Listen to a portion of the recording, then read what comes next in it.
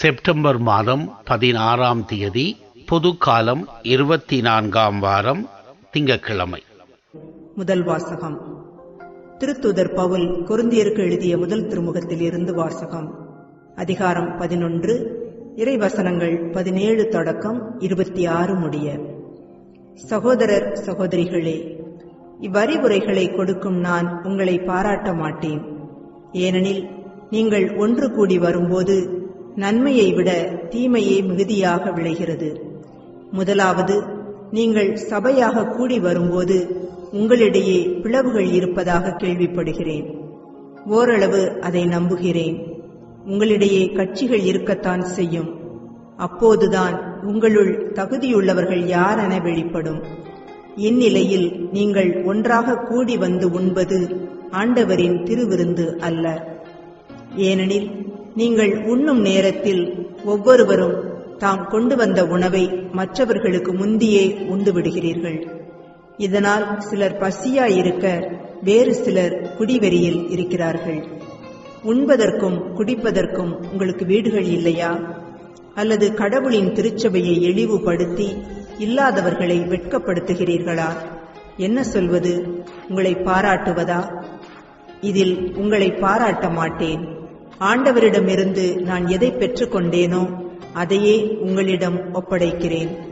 அதாவது, ஆண்டவராகிய இயேசு காட்டிக் கொடுக்கப்பட்ட அந்த இரவில் அப்பத்தை எடுத்து கடவுளுக்கு நன்றி செலுத்தி அதை பிட்டு, இது உங்களுக்கான என் உடல், இதை என் நினைவாகச் செய்யுங்கள் என்றார்.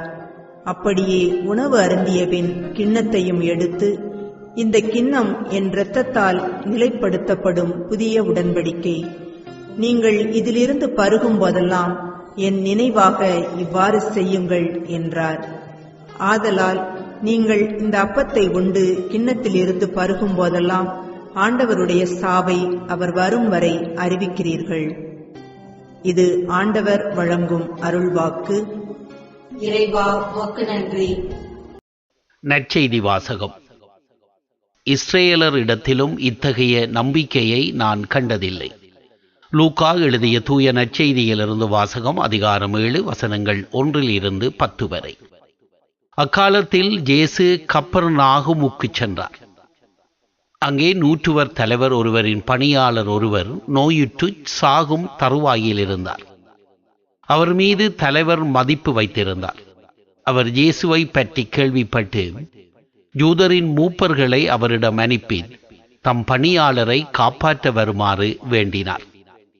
அவர்கள் இயேசுவிடம் வந்து, நீர் இவ்வுதவி செய்வதற்கு அவர் தகுதியுள்ளவரே, அவர் நம் மக்கள் மீது அன்புள்ளவர், எங்களுக்கு ஒரு தொழுகை கூடமும் கட்டி தந்திருக்கின்றார் என்று சொல்லி அவரை ஆர்வமாய் அழைத்தார்கள். இயேசு அவர்களோடு சென்றார். வீட்டுக்கு சற்று தொலைவில் வந்து கொண்டிருந்த போதே நூற்றுவர் தலைவர் தம் நண்பர்கள் சிலரை அனுப்பி பின்வருமாறு கூறச் சொன்னார். ஐயா, உமக்கு தொந்தரவு வேண்டாம். நீரென் வீட்டிற்குள் அடியெடுத்து வைக்க நான் தகுதியற்றவன். உம்மிடம் வரவும் என்னை தகுதியுள்ளவனாக நான் கருதவில்லை. ஆனால் ஒரு வார்த்தை சொல்லும், என் ஊழியர்கள் நலமடைவார். நான் அதிகாரத்துக்குட்பட்டவன். என் அதிகாரத்துக்கு உட்பட்ட படை வீரரும் உள்ளனர். நான் ஒருவரிடம் செல்க என்றால் அவர் செல்கிறார், வேறொருவரிடம் வருக என்றால் அவர் வருகிறார். என் பணியாளரை பார்த்து இதை செய்க என்றால் அவர் செய்கிறார். இவற்றை கேட்ட இயேசு அவரை குறித்து வியப்புற்றார்.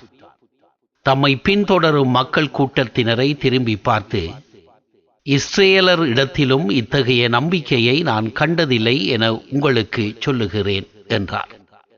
அனுப்பப்பட்டவர்கள் வீட்டுக்கு திரும்பி வந்தபோது அப்பணியாளர் நலமுற்றிருப்பதை கண்டார்கள். இது ஆண்டவரின் அருள்வாக்கு. கிறிஸ்துவே, உமக்கு புகழ். அன்புக்குரியவர்களே, தொடக்க திருஅவையில் நடந்த அப்பம் பிடுகுதல் நிகழ்வு, அதாவது நற்கருணை கொண்டாட்டம், அவர்களது வாழ்வில் எத்தகைய மாற்றங்களை எல்லாம் கொண்டு வந்தது என்பதை திருத்தூதர் பணி நூலில் நாம் வாசிக்கிறோம். முதலாவதாக, பொது உடைமை கொள்கையை நடைமுறைப்படுத்தி வறியவர் யாரும் இல்லாமல் செய்தது. திருத்தூதர் பணி 4:34.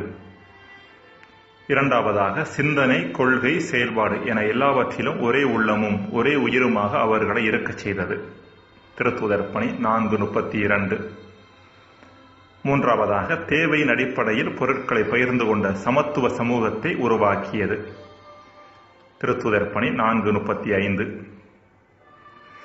நான்காவதாக தனி மனித நலன்களை பிறர் மைய நலன்களோடு இணைத்து கொண்டு செல்ல உதவியாக இருந்தது. திருத்தூதர் பணி 4:35 மற்றும் 2:44. ஐந்தாவதாக நற்கருணை பண்பை பிரதிபலித்ததால் திருத்தூதர்களும் பிரச்சனையின் போது பிரச்சனையை மையப்படுத்தினர், ஆட்களை அல்ல. திருத்தூதர் பணி 6:1-2 முடிய.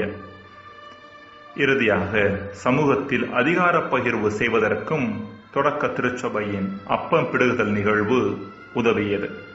திருத்தூதர் பணி 15வது பிரிவு.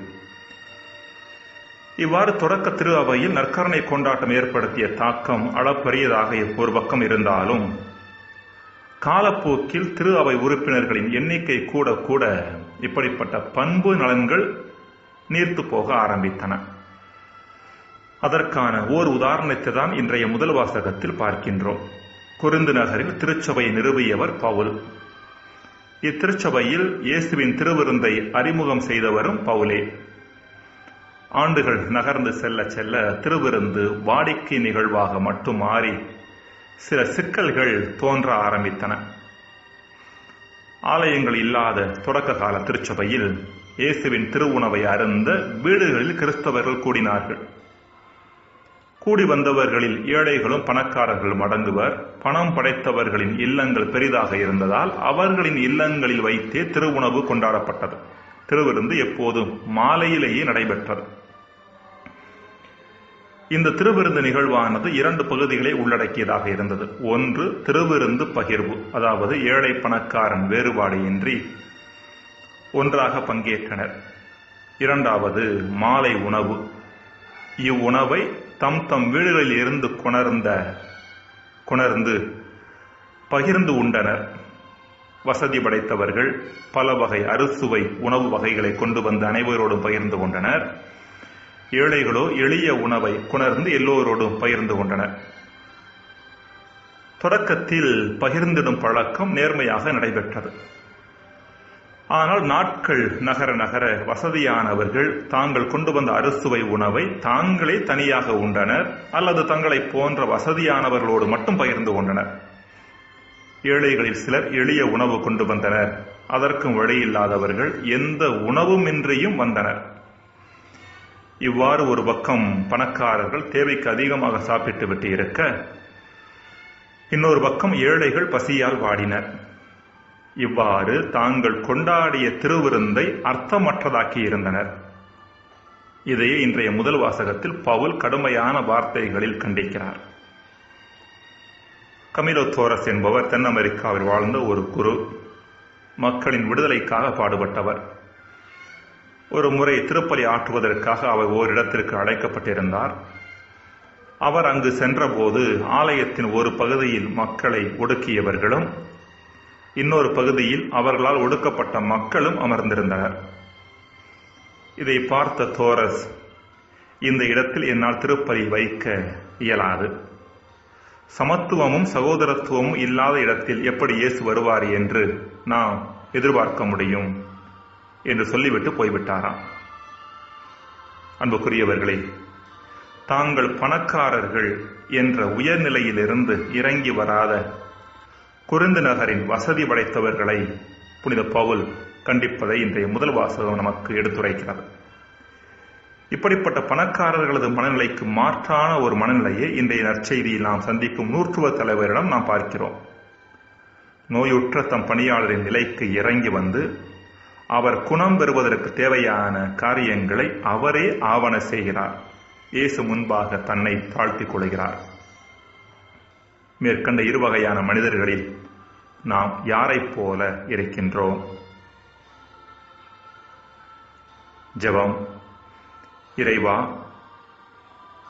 நாங்கள் பங்கேற்கும் திருவிருந்தானது வேடிக்கையானதாகவும் வாடிக்கையானதாகவும் இல்லாமல் எங்களை சமத்துவ சமுதாயம் படைக்கும் நல் மனிதர்களாக மாற்றக்கூடிய கருவியாக இருப்பதாக ஆமென்.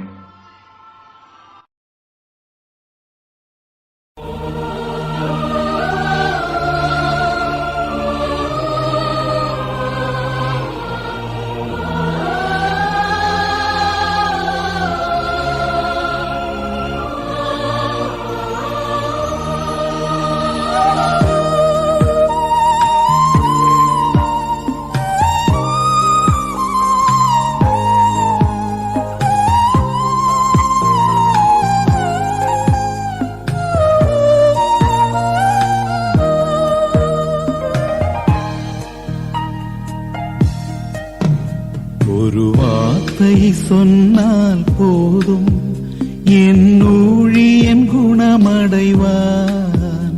என் ஊழியன் குணமடைவான். ஒரு வார்த்தை சொன்னால் போதும், என் ஊழியன் குணமடைவான், என் ஊழியன் குணமடைவான். இயேசுவே இயேசுவே இயேசுவே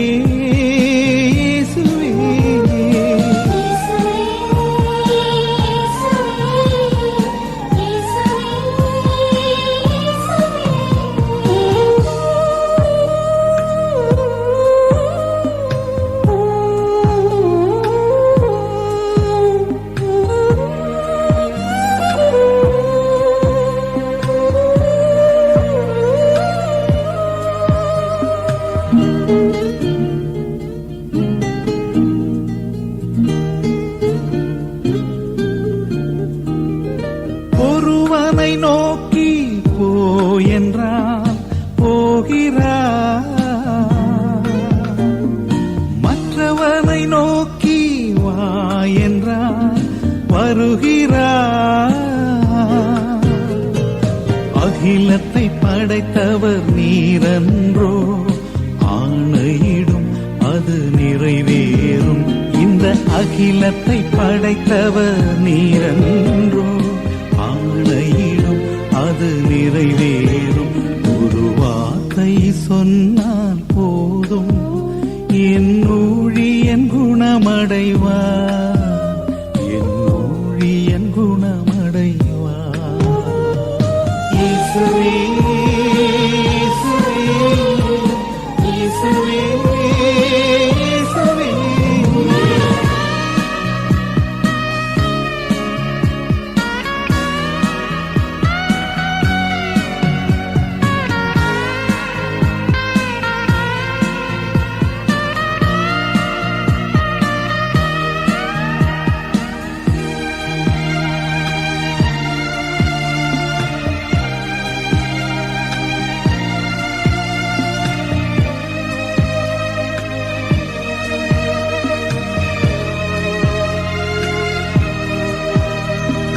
கல்வாரி வேதனையில் கள்வரின் குரல் கேட்டீர்,